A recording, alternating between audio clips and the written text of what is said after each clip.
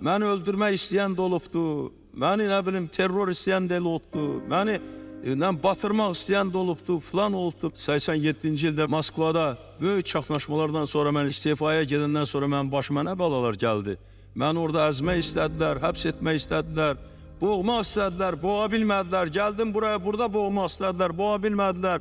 Getdim bir uçqar yerdə yaşadım Naxçıvanda 3 il. Orada boğmaq istədilər, boğa bilmədilər. 2 ildə bura gəlmişəm xalqın iradəsinə. Mən özüm gəlməmişəm buraya. Xalqın iradəsinə görə.